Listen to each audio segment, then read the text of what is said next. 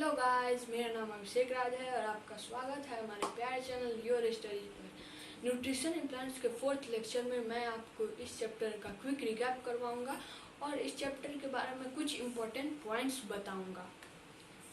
इससे पहले कि मैं इस लेक्चर को स्टार्ट करूं, मैं आपसे एक प्रश्न पूछना चाहता हूं कि what is the currency of energy in human body. अगर आपको इस क्वेश्चन का आंसर नहीं पता है तो वीडियो को अंत तक जरूर देखें। What are nutrients? तो चलिए स्टार्ट करते हैं। न्यूट्रिएंट्स होती क्या है? Nutrients are the substances that are required for the growth, maintenance and repair of body of an organism. मतलब जैसे कि हमें कोई भी काम करने के लिए एनर्जी की ज़रूरत होती है और उसके लिए न्यूट्रिएंट्स की आवश्यकता होती है हमें, क्योंकि न्यूट्रिएंट्स से ही हमें एनर्जी की प्राप्ति होती है। तो न्यूट्रिएंट्स वे पदार्थ होते हैं जिसका आवश्यकता हमारे शरीर, किसी भी प्राणी के शरीर के ग्रोथ, मेंटेनेंस और रिपेयर के लिए होता है। Are nutrition define the modes of nutrition. अब पोषण क्या होता है? तो पोषण मैं आपको बता रहा हूँ, मतलब पोषक तत्वों के लेने का तरीका को ही पोषण कहा जाता है। फूड में क्या होता है? न्यूट्रिएंट्स ही ना फूड में आता है। तो nutrition is the mode of taking food by an organism and its utilization by the body. पोषण भोजन लेने का तरीका होता है किसी भी प्राणी के द्वारा और उसको शरीर में यूटिलाइज करने का तरीका होता है। अब न्यूट्रिशन के प्रकार हम पढ़ेंगे। ऑटोट्रॉपिक न्यूट्रिशन, इसमें क्या होता है? The mode of nutrition in which organism make food themselves from simple substances is called autotrophic nutrition. मतलब प्राणियों को न्यूट्रिशन की आवश्यकता होती है, एनर्जी पाने के लिए न्यूट्रिएंट्स की आवश्यकता होती है और वो न्यूट्रिशन के माध्यम से न्यूट्रिएंट्स लेते हैं। तो द मोड ऑफ न्यूट्रिशन, पोषण का वह तरीका जिसमें प्राणी भोजन खुद बनाता है साधारण पदार्थों के द्वारा, सिंपल सब्सटेंसेस के द्वारा, इसी को ऑटोट्रॉपिक न्यूट्रिशन कहा जाता है। मतलब भोजन खुद से बनाना ऑटोट्रॉपिक न्यूट्रिशन है। एग्जाम्पल के लिए ग्रीन प्लांट्स, ये अपना भोजन खुद बनाते हैं। किस किस चीज़ से? तो सनलाइट, क्लोरोफिल और वाटर एंड कार्बन डाइऑक्साइड। अब है heterotrophic nutrition, the mode of nutrition in which organism take in ready made food prepared by the plants. This mode of nutrition is called heterotrophic nutrition. आप जानते हैं कि सभी प्राणियों को न्यूट्रिशन की आवश्यकता तो है, न्यूट्रिएंट्स के लिए, एनर्जी पाने के लिए, तो इनको भी तो भोजन चाहिए। तो ये क्या करते हैं? भोजन लेने के लिए जो पौधे के द्वारा रेडीमेड भोजन बनाया रहता है उसको डायरेक्ट ले लेते हैं। This mode of nutrition is called heterotrophic nutrition. इस न्यूट्रिशन के तरीके को, पोषण के इस तरीके को हेट्रोट्रॉपिक न्यूट्रिशन कहा जाता है। अब है saprotrophic nutrition. Fungi secrete digestive juices on the dead and decaying matter and convert it into a solution. Fungi क्या करता है? मतलब मरे और सड़े हुए जो पदार्थ होते हैं उस पर डाइजेस्टिव जूस छोड़ देता है और उसको एक सॉल्यूशन बना लेता है। मरे और सड़े जो पदार्थ होते हैं उसमें भी न्यूट्रिएंट्स होता है, तो उस पर वो डाइजेस्टिव जूस छोड़ के उसको पचा लेता है और then they absorb the nutrients from it. और उसके बाद वो क्या करता है? उसमें से न्यूट्रिएंट्स को ऑब्जॉर्ब कर लेता है और शोषित कर लेता है। This mode of nutrition in which organism take in nutrients in solution form from dead and decaying matter is called saprophytic nutrition. यह पोषण का तरीका जिसमें प्राणी पोषक तत्व सॉल्यूशन के रूप में लेता है मरे और सड़े हुए पदार्थों से, उसको सैप्रोफाइटिक न्यूट्रिशन कहा जाता है। Plant which use saprophytic mode of nutrition are called saprotrophs. और जो प्लांट सैप्रोफाइटिक तरीका अपनाते हैं पोषण का, उनको सैप्रोट्रॉप्स कहा जाता है। तो इसमें कौन प्लांट्स आ जाएगा? तो मशरूम आ जाएगा। What are the requirements for photosynthesis and how do these requirements taken by leaves? The requirements for photosynthesis are chlorophyll, carbon dioxide, sunlight and water. It has chlorophyll in its leaves and it takes CO2 through stomata and sunlight through chlorophyll from the atmosphere and take water and minerals from the soil through their roots. Question पूछ रहा है कि photosynthesis के लिए आवश्यकताएं क्या क्या चीज़ की आवश्यकताएं होती हैं और वे पत्तों के द्वारा कैसे ली जाती हैं वे आवश्यकताएं। तो आवश्यकताएं फोटोसिंथेसिस के लिए क्लोरोफिल की आवश्यकता होती है, कार्बन डाइऑक्साइड की होती है, सनलाइट की होती है, वाटर की होती है। क्लोरोफिल तो पत्ताई में होता है और CO2 वह स्टोमाटा के थ्रू ले लेता है और सनलाइट क्लोरोफिल के थ्रू ही अवशोषित कर लेता है, एब्जॉर्ब कर लेता है वायुमंडल से एंड टेक वाटर और मिनरल और वाटर रूट्स के द्वारा सॉइल से मिट्टी से ले लेता है। Define chlorophyll stomata parasite insectivorous plants fungi algae. अभी मैंने इनको डिफाइन किया है। क्लोरोफिल सबसे पहले, the leaves have green pigment called chlorophyll. पत्तों के पास हरे रंग का पिगमेंट होता है जिसको क्लोरोफिल कहा जाता है। यही मतलब प्लांट को ग्रीन को मतलब लीव्स को ग्रीन दिखाता है। It helps leaves to capture the energy of the sunlight. यह पत्तों को मदद करता है सूरज के प्रकाश की ऊर्जा लेने में मदद करता है। ये देखिए, ये क्लोरोफिल है, मैंने आपको बुक में समझाया था। स्टोमाटा ये बीच वाला, ये गार्ड सेल से घिरा हुआ है। अब है stomata. What is stomata? The tiny pores present on the upper surface of leaves are called stomata. मतलब पत्तों के ऊपरी सतह पर जो छोटे छोटे छिद्र होते हैं उनको स्टोमाटा कहा जाता है। आप देख सकते हैं, कोई भी पत्ता लेकर आप देख सकते हैं। ये देखिए, ये स्टोमाटा का डायग्राम है। ये बीच वाला स्टोमाटल ओपनिंग है, ये गार्ड सेल से घिरा हुआ है। अब है पैरासाइट। पैरासाइट क्या होता है? पैरासाइट को भी न्यूट्रिशन की आवश्यकता होती है, न्यूट्रिएंट्स की आवश्यकता होती है एनर्जी लेने के लिए। तो ये क्या करते हैं? ये अपना भोजन खुद नहीं बना सकते हैं। तो ऑर्गेनिजम्स दैट लिव इन और on the body of their host and take the food prepare by their host, they are called parasite. Example में कसकट्टा, अमरबेल। मतलब जो प्राणी दूसरे अपने मतलब होस्ट के शरीर के अंदर या उस पर रह के अपना भोजन डायरेक्ट उस मतलब होस्ट के द्वारा जो भोजन बनाया गया रहता है उससे ले, उसी को पैरासाइट कहा जाता है। तो कसकट्टा तो ट्विन करके ले लेता है अपना भोजन, मतलब जो पौधा अपना भोजन बनाता है उसमें ट्विन कर लेता है, मतलब इस तरह उसमें कर लेता है। और मॉस्किटो भी एक पैरासाइट है। हमारे शरीर में ब्लड में न्यूट्रिएंट्स रहता है। ब्लड क्या करता है? Carry oxygen rich air carry करता है, कार्बन डाइऑक्साइड रिच एयर भी कैरी करके लंग्स तक ले जाता है। तो वो खून को चूसता है। क्या करता है? खून को चूसता है। मच्छर खून को चूसता है, उसी से उसका न्यूट्रिशन मिलता है। अब है insectivorous plants. Insect eating plants are called insectivorous plants. अब कीड़े मकोड़ों को खाने वाले पौधों को इंसेक्टिवोरस प्लांट कहते हैं। मतलब जो पौधे अब तक भोजन नहीं बना सकते, जैसे कि पीचर प्लांट हो गया, इंडियन पाइप हो गया, ये सब क्या करते हैं? कीड़े को खाते हैं। कीड़े में न्यूट्रिशन होता होगा जो भी उसको डाइजेस्ट करके, ये हम जानते हैं पीचर प्लांट में जब पीचर में गिर जाता है कोई इंसेक्ट तो उसके बाद जो हेयर उसका डाउनवर्ड रहता है उसमें फर्स्ट इंटेंगल हो जाता है वो, और उसके बाद वह उससे डाइजेस्टिव जूस सेक्रेट करता है, छोड़ता है उसमें, और उससे वह पच जाता है। उसके बाद उसमें से न्यूट्रिशन अब्जॉर्ब कर लेता है। अब है fungi. Fungi are the micro organism that grow on pickles, leather, cloths and other articles that are left in hot and humid climate for a long time. Example mushroom. Fungi वैसे सूक्ष्म जीव होते हैं जो कि पिकल्स पर मतलब अचार पर हो गया, लेदर पर हो गया, कपड़े पर हो गया या फिर किसी सामान पर, अदर आर्टिकल्स किसी सामान नहीं, जो अन्य आर्टिकल्स हैं, दैट आर लेफ्ट इन जो कि गर्म और ह्यूमिड क्लाइमेट उस जलवायु में लंबे समय के लिए छोड़ दिया गया है। एग्जाम्पल के लिए मशरूम, मतलब फंगी का एक एग्जाम्पल है mushroom. Algae. We often see slimy green patches in ponds or in other stagnant water body. These are generally formed by growth of organisms called algae. हम अक्सर चिपचिपा हरा रंग का धब्बा देखते हैं पॉन्ड्स में, यानी कि तालाब में या फिर किसी भी स्थिर वाटर बॉडीज में। दीज आर जनरली, ये साधारण तौर पर एक प्राणी होता है, उसके ग्रोथ के कारण बनता है, जिसको हम एल्गी कहते हैं, एल्गी के ग्रोथ के कारण बनता है। इसके पास भी क्लोरोफिल होता है।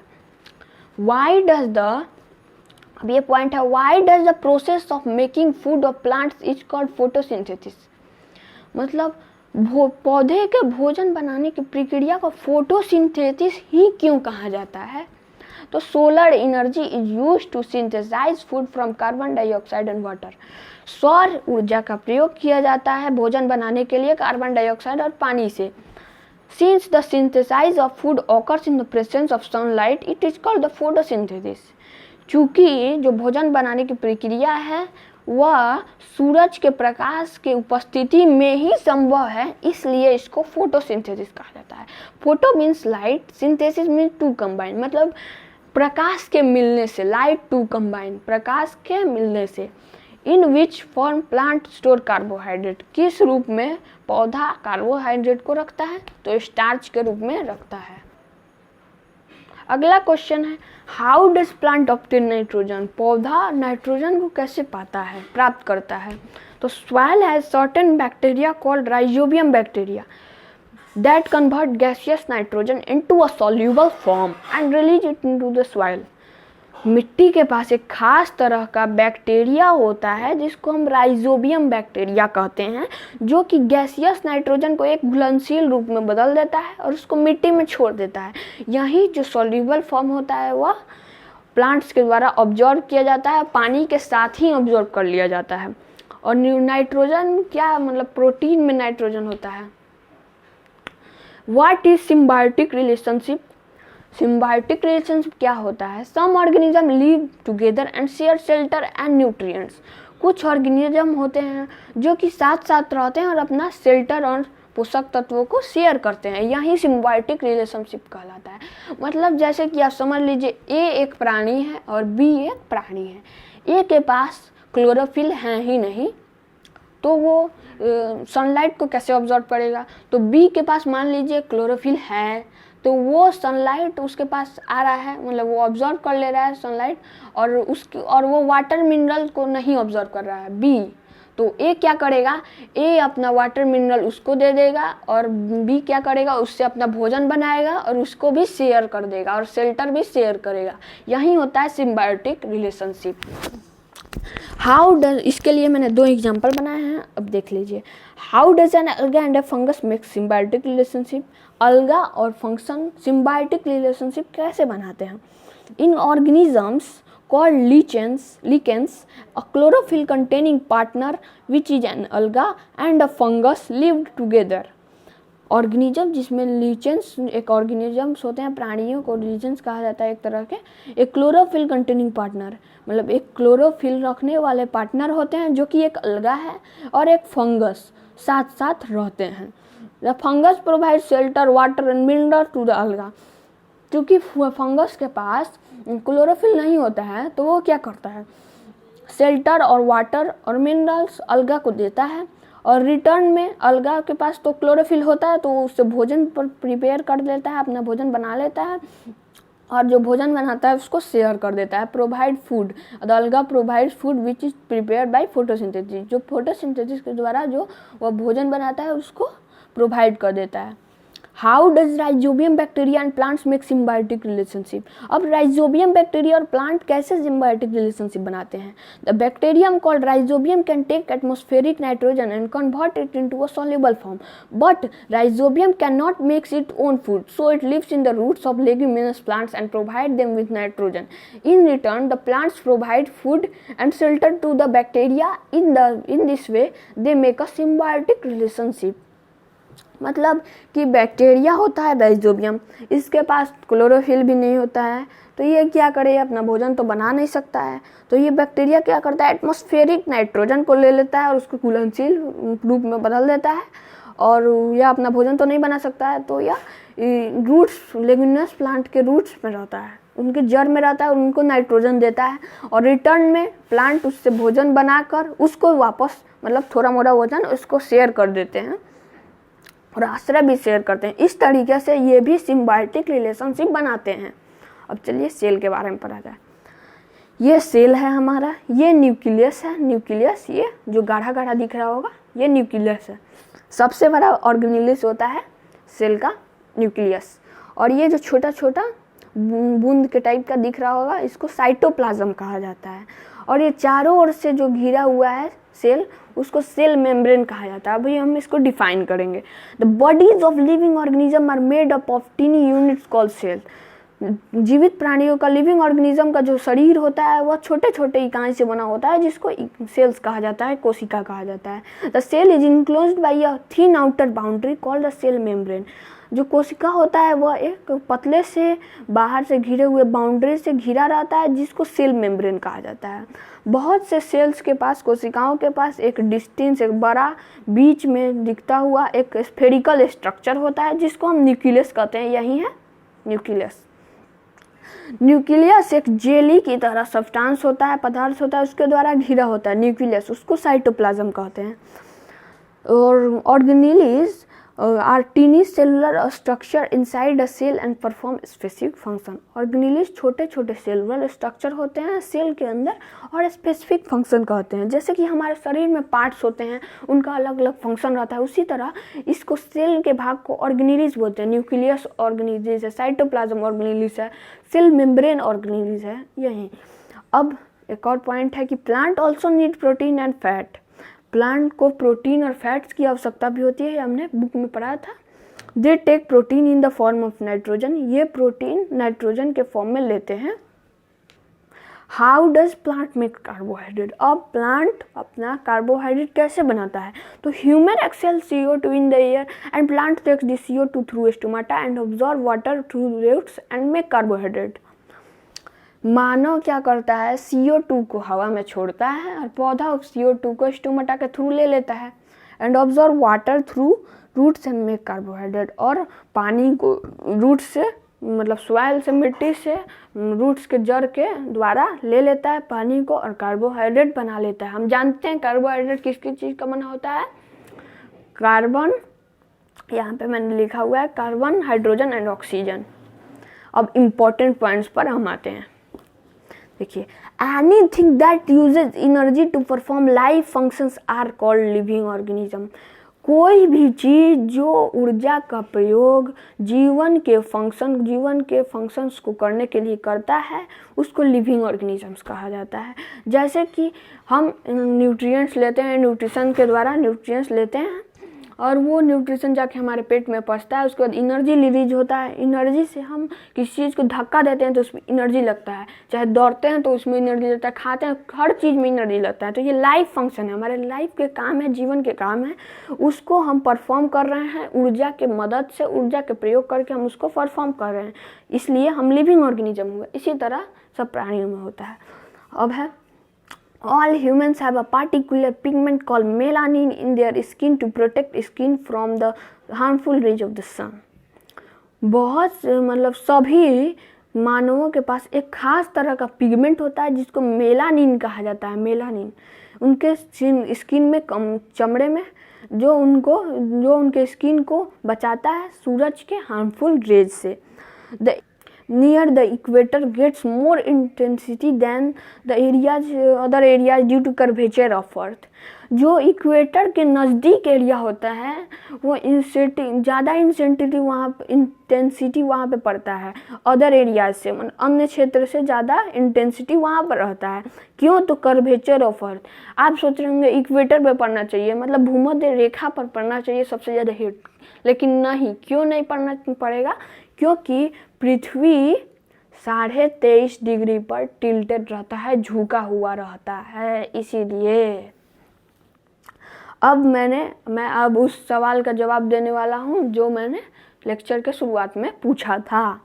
मैंने पूछा था कि what is the currency of energy used in humans, पूछा था ना। तो the currency of energy used in humans is called adenosine triphosphate. जो करेंसी ऊर्जा का प्रयोग होता है मानवों में उसको एडेनोसाइन ट्राइफॉस्फेट कहा जाता है। अब एटीपी का फंक्शन अब जानिए, इसको एटीपी शॉर्ट में कहा जाता है। तो ATP supplies to our body, ATP supply energy to our body to perform life function. Life function को करने के लिए एटीपी ही हमारे शरीर को ऊर्जा देता है। हम जान गए हैं कि ऊर्जा की आवश्यकता होती है लाइफ फंक्शन को करने के लिए, तो वो एनर्जी जो कौन देता है, तो एटीपी ही देता है। ATP supplies energy for all chemical and mechanical reaction in every cell. ATP मतलब केमिकल रिएक्शन होता है हमारे सेल में, जब ऑक्सीजन मिलता है फूड के साथ तो कार्बोहाइड्रेट, कार्बन डाइऑक्साइड, वाटर और एनर्जी रिलीज होता है। तो ये केमिकल रिएक्शन है। तो इस सब केमिकल रिएक्शन और जो भी मैकेनिकल रिएक्शन होता है हर कोशिका में, उसमें एटीपी एनर्जी देता है, सप्लाई करता है। और एक माइटोकॉन्ड्रिया होता है, वही एटीपी को प्रोड्यूस करता है श्वसन क्रिया के दौरान। और क्यों प्रोड्यूस करता है, सेलुलर मेटाबॉलिज्म को करने के लिए। मतलब जो केमिकल रिएक्शन होता है, जो मैंने अभी बताया, केमिकल रिएक्शन जिसके द्वारा फूड एनर्जी में ब्रेक होता है, एनर्जी प्रोड्यूस होता है, उसी को मेटाबॉलिज्म कहा जाता है। इसको करने के लिए एटीपी सप्लाई एनर्जी सप्लाई करता है। और एटीपी कहाँ पे पाया, माइटोकॉन्ड्रिया कहाँ पे पाया जाता है, तो साइटोप्लाज्म, सेल्स के साइटोप्लाज्म में पाया जाता है।